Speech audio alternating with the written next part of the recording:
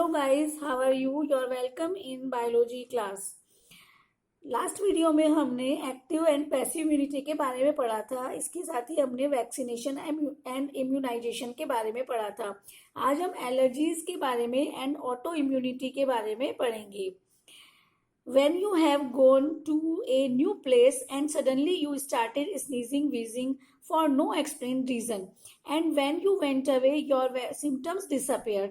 यानी कि जब हम किसी जगह पर सडन जाते हैं तो सडनली स्नीजिंग वीजिंग यानी छींके खांसी ये होने लगते हैं जिसका कोई रीज़न नहीं होता है, और जब इनसे हम दूर उस प्लेस से दूर चले जाते हैं तो वो डिसअपेयर हो जाते हैं वो सिम्टम्स, क्योंकि हम एनवायरनमेंट में कुछ ऐसे पार्टिकल्स होते हैं जिनके लिए हम सेंसिटिव होते हैं, और ये सारे जो स्नीजिंग वीजिंग ये जो सारे रिएक्शंस हैं ये पॉलन्स माइट्स इनके एलर्जी के कारण होते हैं। The exaggerate response of the immune system to certain antigens present in the environment is called allergy। यानी कि जो बहुत तेजी से जो रेस्पॉन्स होते हैं हमारी इम्यूनिटी, हमारा जो इम्यून सिस्टम है सर्टेन एंटीजेंस जो एनवायरनमेंट में सर्टेन स्पेसिफिक एंटीजेंस होते हैं उनके प्रति कुछ रेस्पॉन्स शो करता है, इसे एलर्जी कहते हैं। The substance to which such an immune response is produced are called allergens। यानी कि वो सब्सटेंस जिसके कारण की इम्यून रेस्पॉन्स अपनी जो सेंसेशन प्रोड्यूस करता है उसे हम उन सब्सटेंस को एलर्जेंस कहते हैं। The antibodies produce to these are of IgE type. यानी कि इन एलर्जेंस के कारण हमारी बॉडी में IgE टाइप की एंटीबॉडी प्रोड्यूस होती है। कॉमन एग्जांपल्स ऑफ एलर्जेंस यानी कि जिनसे एलर्जी प्रोड्यूस होती है, यानी कि इम्यून सिस्टम हम रेस्पॉन्स शो करता है। तो कुछ कॉमन एग्जांपल्स है एलर्जेंस के, जैसे कि माइट्स इन डस्ट, पॉलन्स, एनिमल, ये डेंजर होना चाहिए, etcetera. Symptoms of allergic reactions include sneezing, watery eyes, यानी कि जो एलर्जी के सिम्टम्स हैं जैसे स्नीजिंग, छींके, आंखों से पानी निकलना, running nose and difficulty in breathing, ये सभी एलर्जी के सिम्टम्स हैं। एलर्जी किसके कारण होती है? Allergy is due to the release of chemicals like histamine and serotonin from the mast cell. हमारी बॉडी में जो मास्ट सेल्स होती हैं उनसे हिस्टामिन और सीरोटोनिन केमिकल रिलीज होने के कारण ही एलर्जी होती है।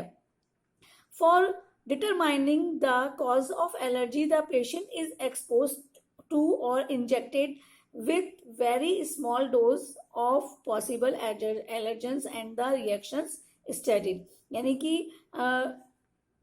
डिटर्मिनेशन एलर्जी की एलर्जी किसके कारण हुई है, कॉज ऑफ एलर्जी की डिटर्मिनेशन के लिए पेशेंट को उस पर्टिकुलर एलर्जेंस में एक्सपोज यानी उसमें रखा जाता है जिससे कि रिएक्शन स्टडी की जाती है।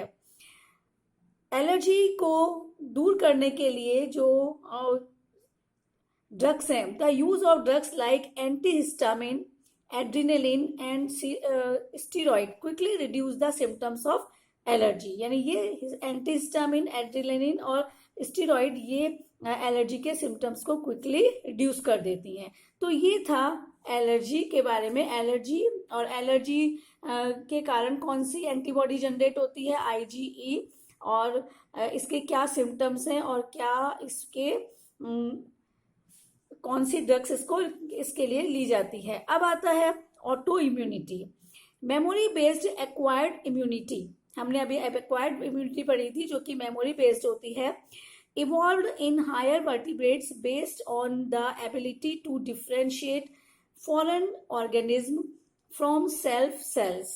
यानी कि हायर वर्टिब्रेट्स में जो मेमोरी बेस्ड एक्वायर्ड इम्यूनिटी होती है उसमें ये एबिलिटी होती है कि वो फॉरेन ऑर्गेनिज्म यानी बाहर से आए हुए ऑर्गेनिज्म या पैथोजन और खुद की सेल्फ सेल्स को में डिफरेंशिएशन कर सकती है। While we still do not understand the basis of this, two categories है, ये कैटेगरीज ऑफ दिस एबिलिटी, यानी इस एबिलिटी की दो कैटेगरीज हैं जिनसे हम समझ सकते हैं. One, higher vertebrates can distinguish foreign molecules as well as foreign and organism, यानी कि हायर वर्टिब्रेट्स में ये एबिलिटी होती है कि वे फॉरेन मॉलिक्यूल्स और फॉरेन ऑर्गेनिज्म को पहचान सकते हैं, डिस्टिंग्विश कर सकते हैं. टू समटाइम्स, सेकेंड जो two sometimes due to genetic and other unknown reasons the body attack self cells, यानी कि कई बार जेनेटिक डिसऑर्डर के कारण एंड अदर अननोन रीजन के कारण बॉडी खुद की सेल्फ पर अटैक कर देती है, जिसके कारण कि this result is damage to the body, जिसके कारण कि बॉडी को खुद को ही डैमेज होता है और इसे हम कहते हैं ऑटो इम्यून डिजीज. इसको और ऑटो इम्यून डिजीज का एग्जाम्पल है rheumatoid arthritis which affects many people in our society is an autoimmune disease.